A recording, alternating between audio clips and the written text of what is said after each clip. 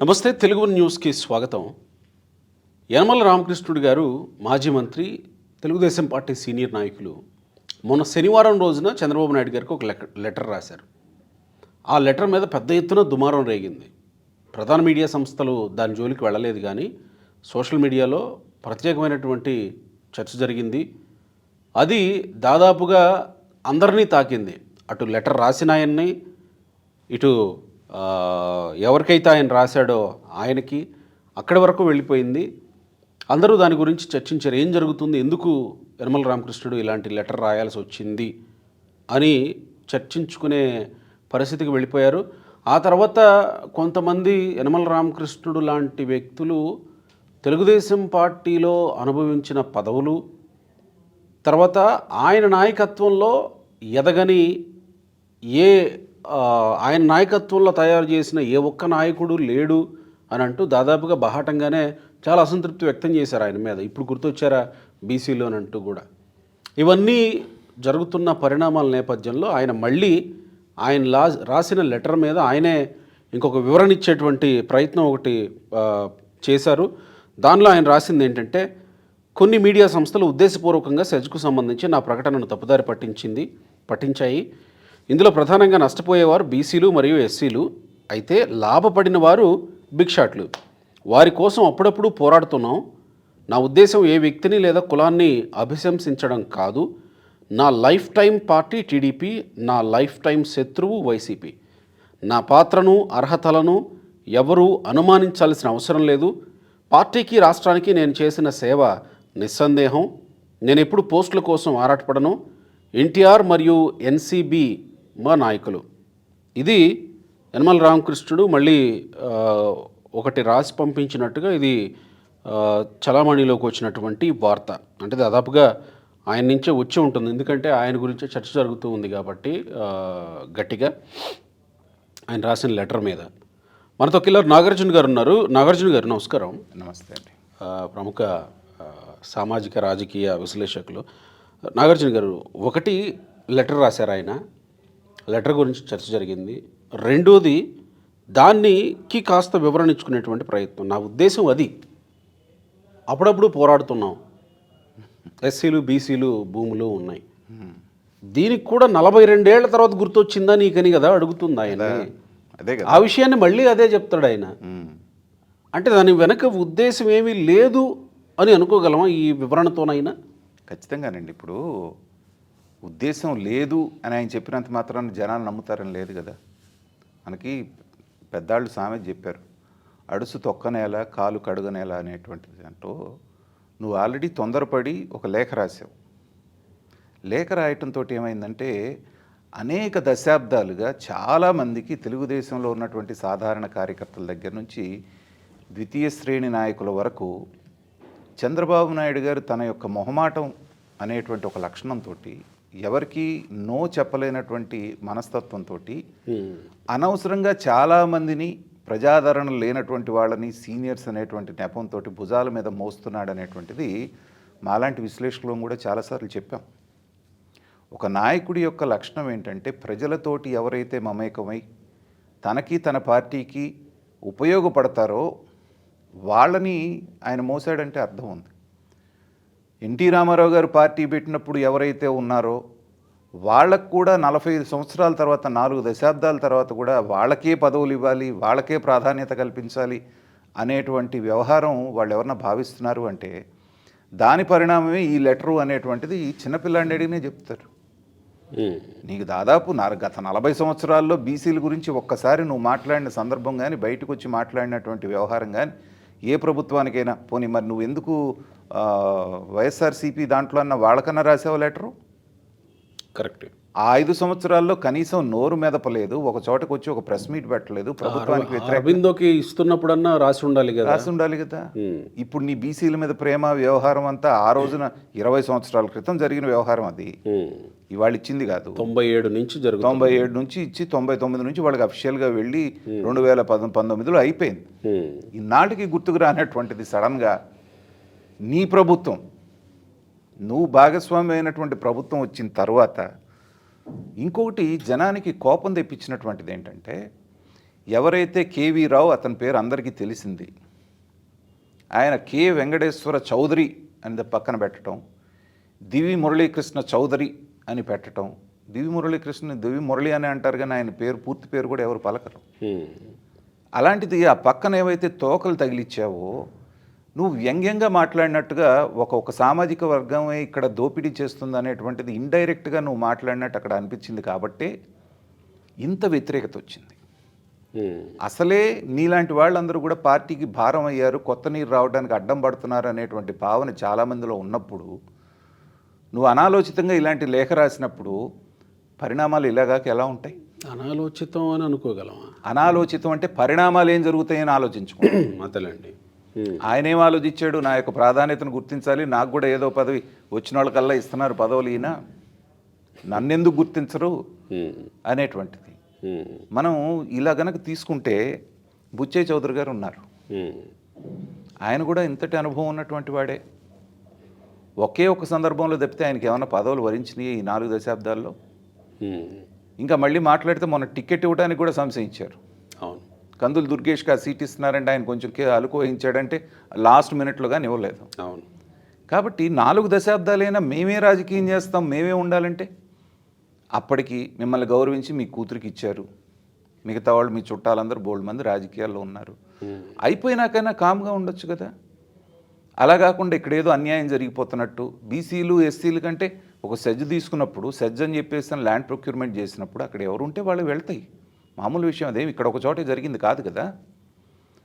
అయిన తర్వాత ఇప్పుడు ఏం చేయమంటారు?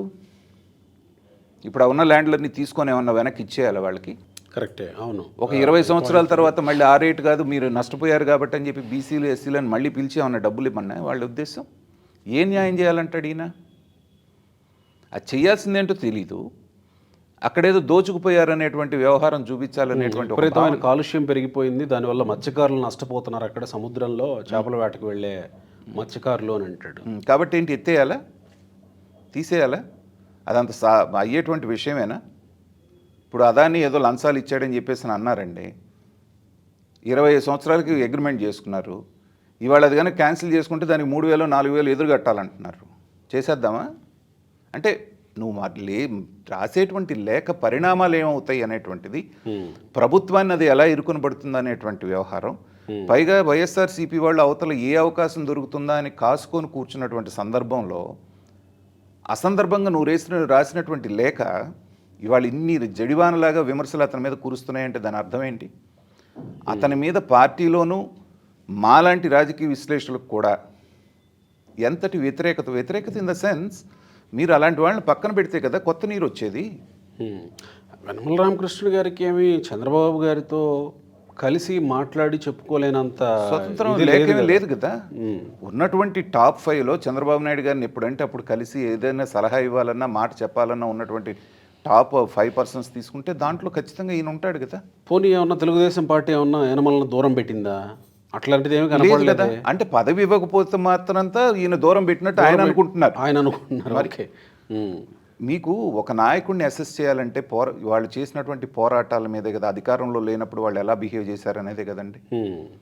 గత 5 సంవత్సరాల్లో 2019 నుంచి 24 మధ్యలో యనమల రామకృష్ణుడు గారు ఒక ధర్నా చేసినట్టు కానీ, వైసీపీకి వ్యతిరేకంగా ఒక ప్రెస్ మీట్ పెట్టినట్టు కానీ, గట్టిగా విమర్శించినట్టు కానీ ఎక్కడైనా చూసారా? మరి అదే బీసీ సామాజిక వర్గానికి సంబంధించినటువంటి అయ్యన్న పాత్రుడు గారిని చూడండి, ఏ రకంగా ఎప్పుడు సందర్భం వస్తే అప్పుడు అలా తూర్పారు పట్టాడు. అవును.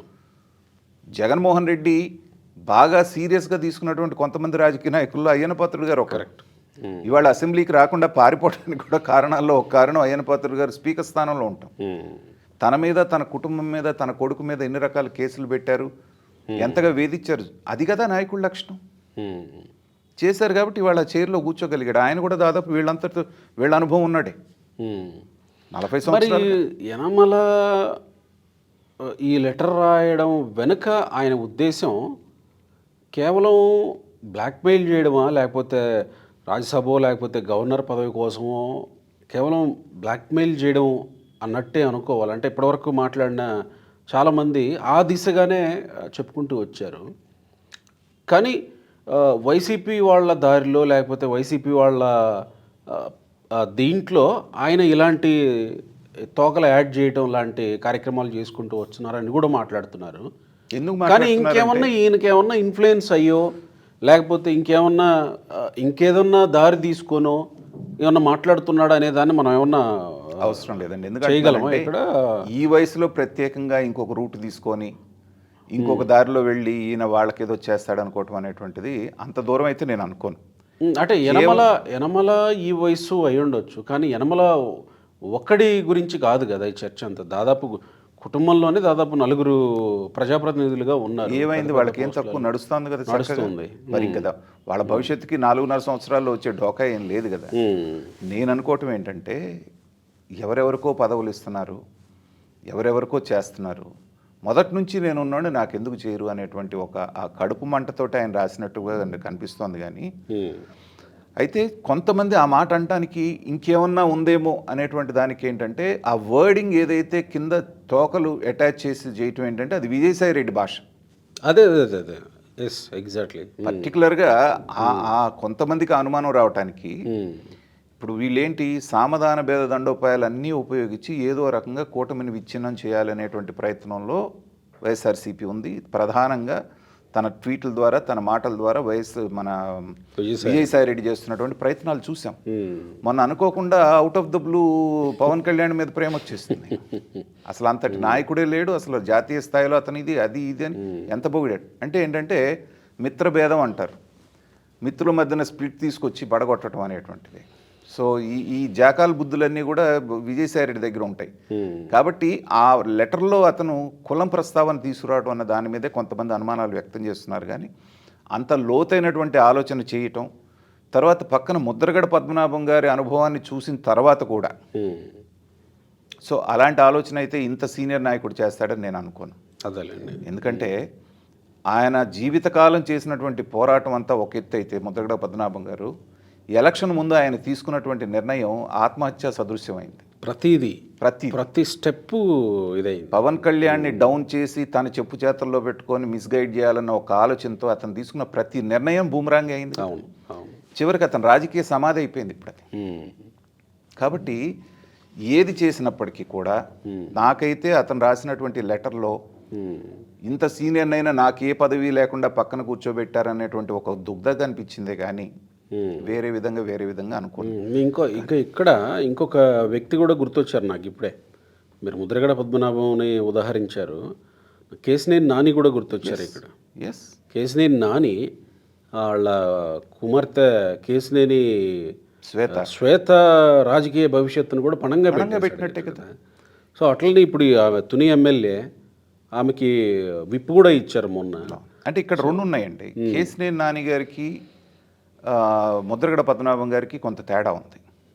తేడా ఉంది. ఇక్కడ చూసినప్పుడు ఈ వ్యవహారంలో సారూప్యత కనబడుతుంది. ఎందుకంటే ఇద్దరు చేసిన తప్పు మూలాన్ని వాళ్ళు రాజకీయ సన్యాసం తీసుకోవాల్సింది. వాళ్ళు చేసిన తప్పు మూలంగా పిల్లల భవిష్యత్తుకి ఇబ్బంది పడుతుంది. ఇప్పుడు అటు ఇటు కాకుండా అయిపోయాడు వాళ్ళ అబ్బాయి. ఇప్పుడు ఏ పార్టీలో ఉన్నాడో తెలియని పరిస్థితి. కూతురు వెళ్ళింది, తర్వాత ఏదో పాపం పవన్ కళ్యాణ్ గారు తర్వాత ఎలక్షన్ తర్వాత రమ్మన్నారు అనుకోండి, అది వేరే విషయం. సో కేశినేని నాని గారు కూడా ఏంటంటే తన స్థాయికి మించి ఆయన ఊహించుకోవటం. ఎందుకంటే విజయవాడ వాసిగా విజయవాడలో కొన్నాళ్ళు ఉన్నట్టుగా నాకు తెలుసు, పరిచయాలు ఉన్నాయి. అతను కొంచెం సంయమనం పాటించుంటే నిజంగా ఇవాళ ఆ పిల్లకి అమ్మాయికి చాలా మంచి భవిష్యత్తు ఉండేది.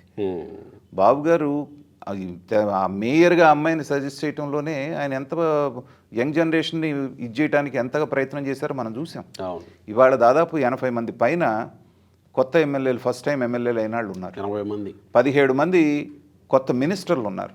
ఇంత యంగ్ బ్లడ్ వచ్చినప్పుడు మొన్న ఆ గాలిలో ఖచ్చితంగా అమ్మాయి వచ్చేది కదా. సో చేజేతులారా తన యొక్క అహంకారపూరిత ధోరణితో ఆ పిల్ల రాజకీయ భవిష్యత్తుకి ఇబ్బంది తీసుకొచ్చారు. కానీ ఇప్పుడు ఏదో మళ్ళీ తెరచోటన ప్రయత్నాలు జరుగుతున్నాయని చెప్పేసి నాకు లేకపోయినా పర్వాలేదు, నేను సన్యాసం తీసుకుంటాను, మా అమ్మాయిని చూసుకోండి అని ఇప్పటికైనా సవరించుకుంటే మంచిది అంటున్నాను నేను.